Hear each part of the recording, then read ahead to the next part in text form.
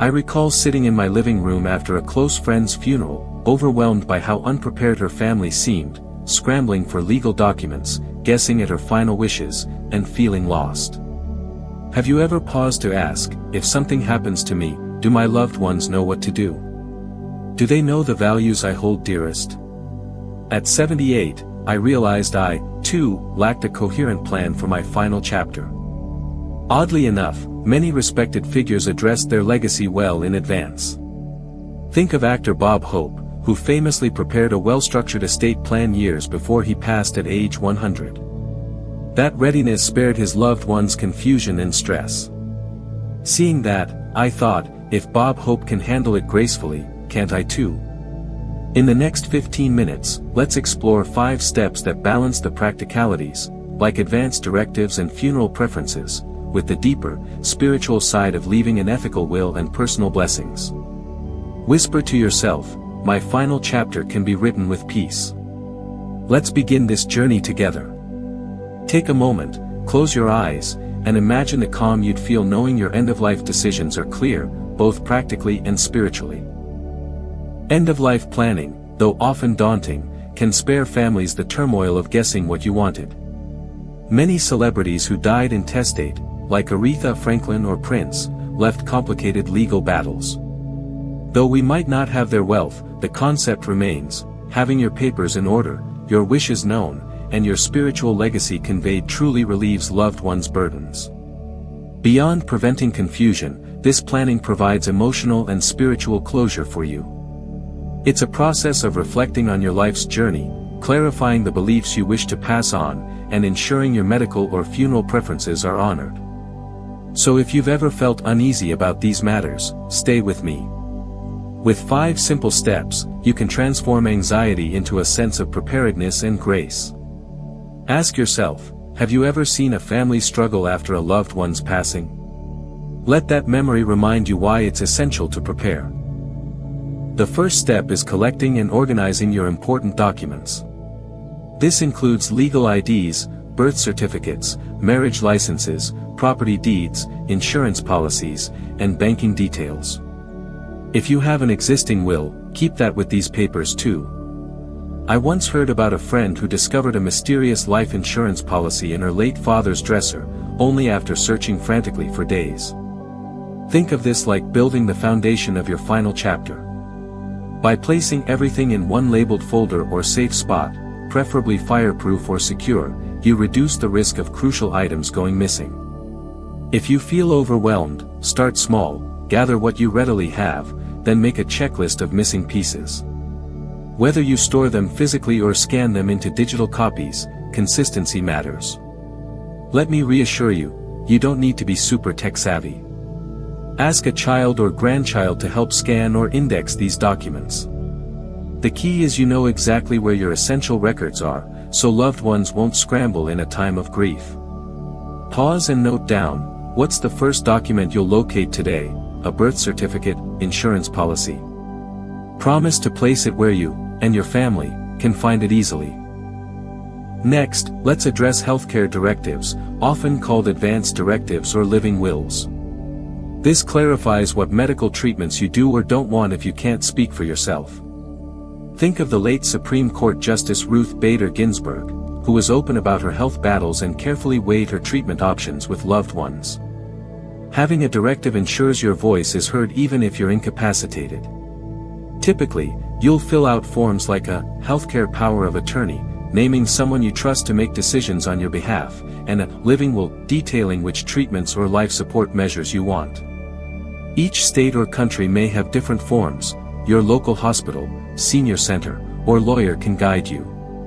Don't shy away from these discussions, they're rooted in love for those who'd otherwise guess your intentions under stress. Once prepared, share copies with your primary physician, the person designated as your healthcare proxy, and keep a copy in your important documents folder.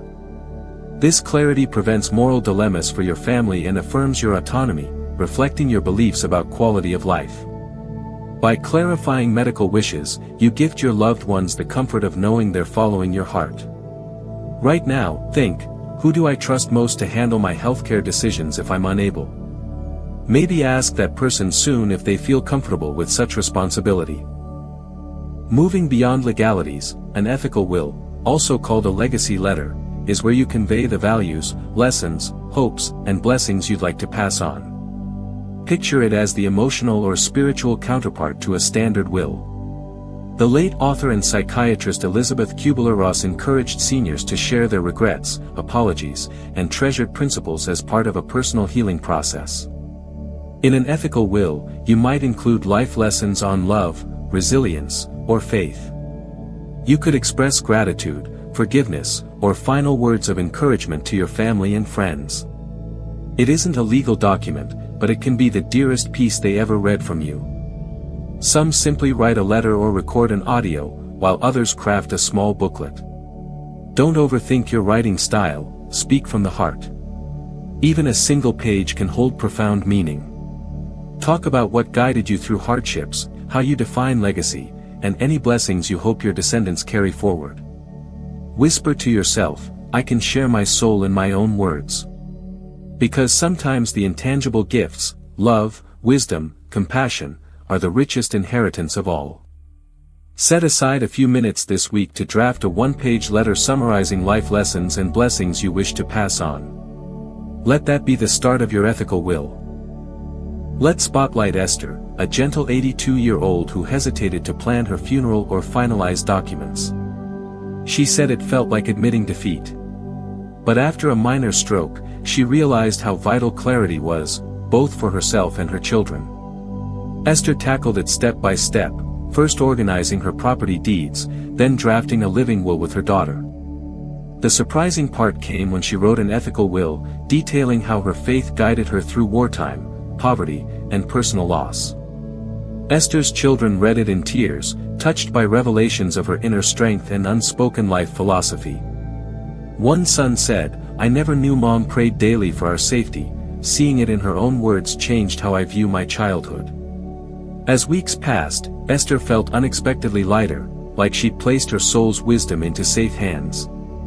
Her final move was discussing funeral preferences so no one had to guess. With everything lined up, she said, I can finally breathe easy, knowing my story and wishes are safe for my family. A crucial piece is actually talking about these directives and wishes with those who matter. Some older adults never share their funeral preferences or ethical will details, leaving relatives in the dark.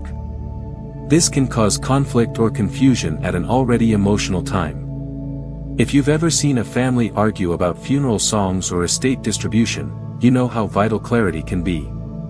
Start gently. Maybe invite your immediate family for tea and say, I'd like to discuss something important, my end-of-life plans. It's not about being morbid, but about giving you confidence in fulfilling my desires. Let them ask questions. Show them where documents are kept.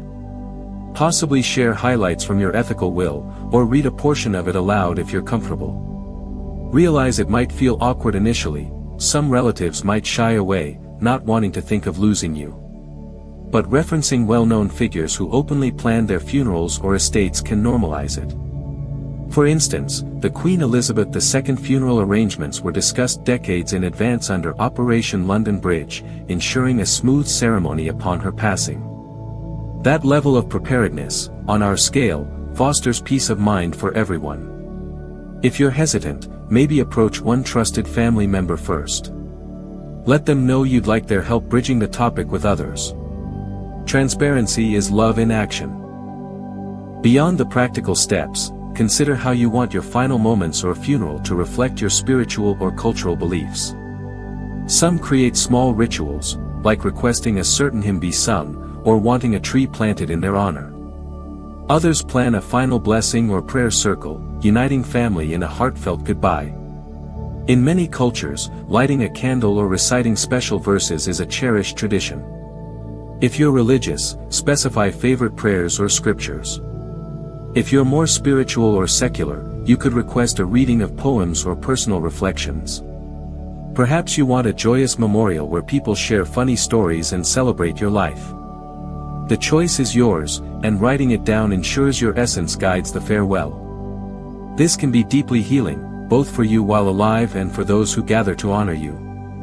Let me reassure you, planning these symbolic touches doesn't mean you've given up on living. Think of writer Maya Angelou, who apparently left detailed instructions for how she wanted her memorial to be a celebration of art and poetry. She continued thriving creatively until the end. Likewise, you can carry on living fully, comforted by the fact you've left directions that let your spiritual or cultural identity shine through. Reflect on any ritual or blessing that resonates with your beliefs. Perhaps note a favorite song, prayer, or custom to include. That simple note can infuse your final chapter with grace. We've explored 5 steps to plan your final chapter with dignity and depth. Gather important papers. Clarify healthcare directives. Write an ethical will. Discuss with family, open communication. Infuse rituals or blessings. Remember Esther, who found relief and closeness with her children after laying out her papers, living will, and heartfelt legacy. Think, too, of public figures like Bob Hope, Maya Angelou, or the Queen, who meticulously prepared their final affairs. If they could handle these matters and keep living vibrantly, so can we at any age. I invite you to pick one step to tackle this week, maybe rummaging for crucial documents or drafting a short letter of blessings. Start small. Each action shapes a clearer, calmer path forward. Because planning your last chapter isn't about hastening the end, it's about liberating you and your loved ones from uncertainty, enabling deeper peace. Take a deep breath and whisper, "I can prepare my final chapter with grace." Let that phrase guide you in the coming days. I'm sharing from personal experience and commonly known practices, not offering legal or financial counsel. Laws vary by region, so consult a lawyer or financial advisor for detailed advice. However, these 5 steps are a universal framework that merges practicality with emotional and spiritual care. If this video helped you see end-of-life planning as an act of love rather than gloom, please hit the like button, subscribe for more, and share it with someone who's hesitant about these topics. Because, in truth, there's a serenity that arises when we know our legal documents are in place, our healthcare choices are specified, our ethical will is written, and our family is informed. Thank you for spending these 15+ minutes with me. May your days continue to be rich and meaningful, as you live fully, unburdened by the unknown. And should your final chapter arrive, it will be one penned by your own thoughtful hand, carrying your values and blessings into the hearts of those you love.